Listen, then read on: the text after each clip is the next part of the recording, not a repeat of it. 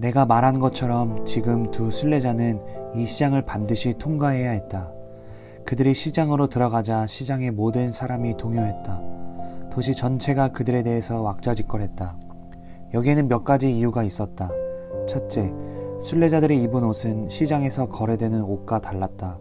그래서 시장 사람들은 순례자들을 뚫어지게 응시했으며 어떤 이들은 순례자들을 멍청한 자들이라고 말했고 어떤 이들은 미치광이, 또 다른 이들은 촌스러운 외국인이라고 말했다. 둘째, 사람들은 순례자의 의복을 이상하게 여겼을 뿐만 아니라 그들의 말도 이상하게 생각했다.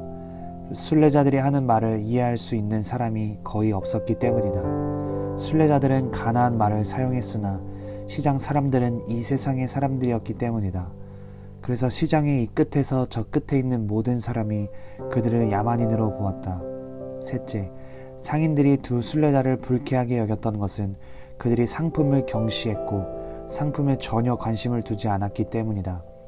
상인들이 순례자들에게 물건을 사라고 부르면 순례자들은 손가락으로 귀를 틀어막고 내 눈을 돌이켜 허탄한 것을 보지 말게 하시고 라고 부르짖으면서 하늘에서의 거래가 중요하다는 의미로서 하늘에 올려다 보았다.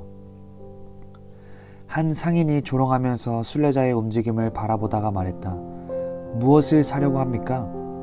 두 순례자는 그자를 진지하게 바라보면서 우리는 진리를 구하고 있습니다 라고 대답했다. 그러자 사람들은 두 순례자를 더 멸시했다.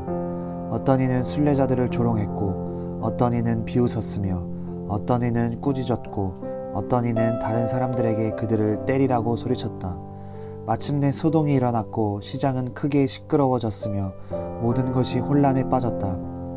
드디어 시장 주인에게 소식이 전해졌고 그는 곧바로 자신의 가장 친한 친구들 중 몇 명을 파견해서 누가 시장을 뒤집어 놓았는지 조사하도록 했다. 두 순례자는 조사받기 위해 끌려갔고 그들 앞에 있는 조사관들은 그들이 어디에서부터 왔고 어디로 가며 이상한 옷을 입고 무엇을 했는지 물었다. 두 순례자는 자신들이 순례자이며 이 세상에서는 낯선 이방인이고 천성의 예루살렘에 있는 자신의 고향으로 가는 중이라고 대답했다. 그리고 도시의 사람들에게나 상인들에게 어떤 나쁜 짓도 하지 않았고 자신들에게 욕하는 그들을 향해 자신들의 길을 가게 해달라고 말했으며 다만 어떤 이가 무엇을 사려느냐고 물을 때 진리를 사고 싶다고 대답했다고 설명했다. 그러자 두 순례자를 조사하도록 지명된 자들은 그들을 믿지 않았고 그들이 정신병자나 미친 자여서 시장을 혼란에 빠뜨렸다고 생각했다.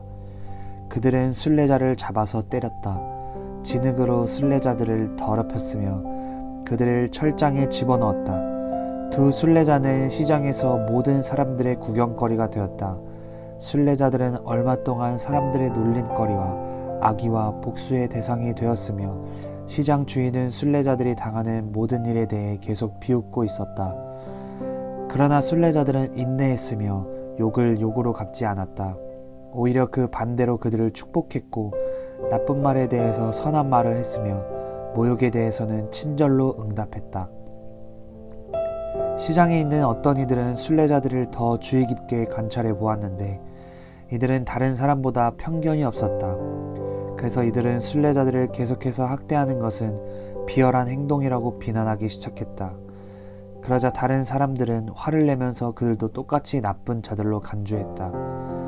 그리고 그들도 공모자이기 때문에 똑같은 처벌을 받아야 한다고 말하면서 그들을 향해 덤벼들었다. 그러나 이들은 순례자들이 조용하고 착실하며 누구에게도 해를 끼칠 의도가 없는 것으로 보이기 때문에 순례자를 핍박하고 있는 시장의 상인들이 철창 속에 갇혀야 마땅하며 시장의 상인들이 형틀에 묶여야 한다고 말했다. 양편에서 여러 말이 오간 후에 지혜롭고 착실하게 보이려고 행동했던 자들이 서로 주먹을 날리면서 싸웠고 상처를 입혔다. 불쌍한 두 순례자는 조사관들 앞으로 다시 끌려갔다. 그리고 방금 전 시장에서 일어난 소동에 대해 유죄 판결을 받았다. 조사관들은 두 순례자를 무자비하게 때렸고 쇠고랑을 채웠으며 쇠사슬로 묶어서 시장을 오르락내리락 하게 했다. 이것을 본보기로 삼아 다른 사람들을 두렵게 만들어서 누구도 순례자들을 위해 말하거나 순례자들의 편에 서지 못하도록 하기 위해서였다.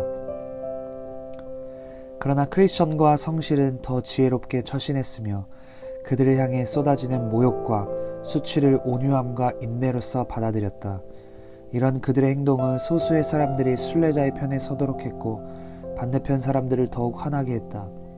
순례자를 적대하는 사람들은 순례자를 죽이자고 결론을 내렸다.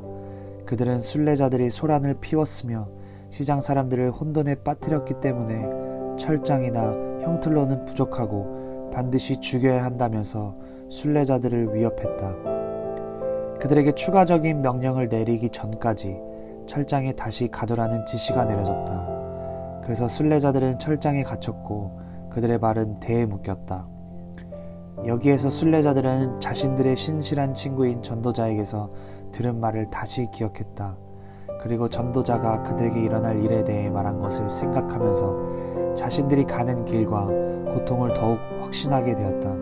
또한 순례자들은 다가올 고통이 누구의 몫이 되더라도 그 고통을 받는 사람은 최고의 행복을 가지는 것이라고 하면서 서로 위로했다. 그리고 모든 것을 다스리시는 하나님의 최고의 지혜로운 처분에 자신들을 맡겼다. 그리고 처분이 내려지기까지 자신들이 처한 상황에 크게 만족하고 있었다. 52일 신앙성벽 쌓기 31번째 시간, 오늘의 주제는 허영의 시장 두 번째 시간입니다. 허영의 시장에서 크리스천과 성실이 투옥되고 온갖 박해를 받는 장면은 참된 그리스도인들이 세상과 타협하지 않고 믿음을 지키고자 할 때 당하는 고난을 묘사하고 있습니다. 성도가 세상과 타협하는 것을 거부할 때 세상은 성도를 조롱하고 그 정도가 더욱 심해져 성도를 공격하여 핍박하고 심지어는 생명까지도 앗아갑니다. 그리고 사회가 부패되어 있고 형식적인 것에 빠져 있거나 오래된 죄악의 습관에 젖어 있는 경우에 참된 성도들은 핍박을 당합니다. 예를 들어 초대교회는 세상적이며 정치적인 유대인으로부터 그리고 우상적인 이방인으로부터 상당한 핍박을 받았습니다.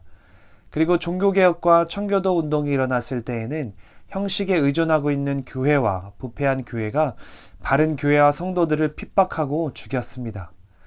크리스천과 성실이 허영의 시장 사람들로부터 조롱과 핍박을 받았던 이유는 세 가지였습니다. 첫째로 순례자들의 옷과 허영의 시장 사람들의 옷이 완전히 달랐기 때문입니다.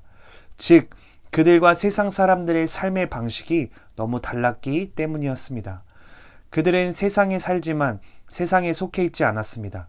크리스천과 성실은 그리스도의 의의 옷을 입고 있었습니다. 그러나 허영의 시장 사람들은 헛된 노력으로 스스로의 의를 세우는 옷을 입고 있었습니다. 둘째로 순례자들이 가나안 말을 사용하고 있었기 때문입니다.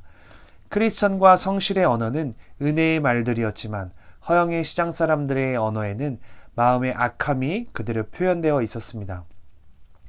셋째로 크리스천과 성실은 시장 사람들이 거래하는 물건을 쳐다보지도 않았기 때문입니다.